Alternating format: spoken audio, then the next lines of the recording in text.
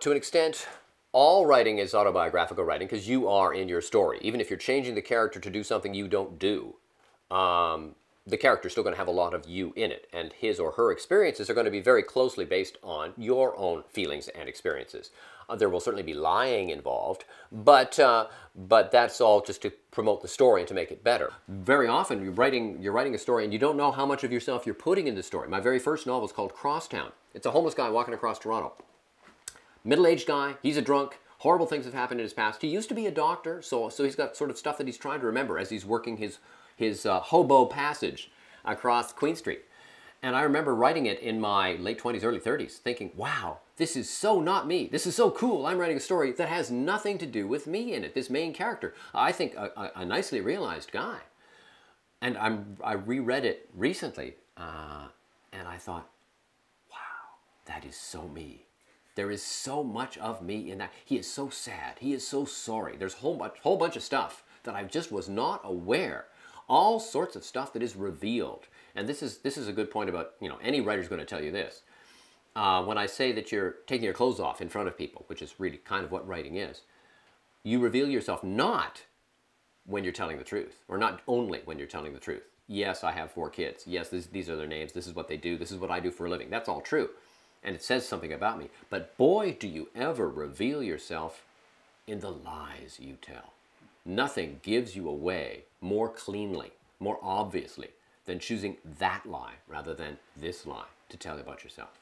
What do you really want? Your own secret desires and fears come through very strongly in the lies you tell. Yes, there is lying in memoir. There is, again, it's not overt lying. If I do not invent a trip to Antarctica, let's say, but you might have a character say something that they maybe said later, or they should have said but didn't say, just to make, again, it all serves the product. And this is something I'm sure everybody would say.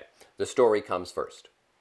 I'm not saying that if in your life you and your wife split up and everybody ended unhappily, and you're writing a memoir about it, I'm not suggesting that the memoir would end up with you and your wife staying together and everybody ending happily. That's not going to happen. There are indeed real people in a memoir when you're writing it, and you're taking your friends, lovers, parents, children, neighbors, guy on the street who sells hot dogs, and sticking them in the story. Yes, that is certainly true. And as a writer, you try to make their actions convincing, and you try to tell the truth as much as you can to serve the story. This would be me talking. I'm not saying that. I'm sure different memoirists do it differently, but in my mind, the story still does come first. And I have no real compunction about fiddling with the truth to make a better story. Because again, what I owe my readers is not so much the truth as a good story.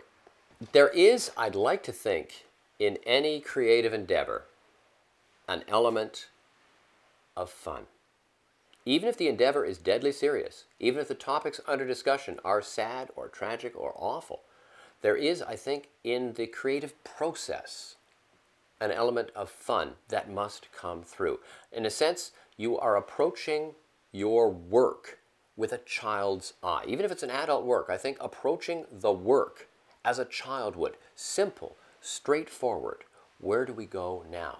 Isn't this kind of cool? Isn't this kind of cool? That's what I would want to have. That's what I try to bring to my writing. When it's not going well, it's because I've lost that. That sense of the kid sitting down with a blank piece of crisp white paper and a set of new crayons.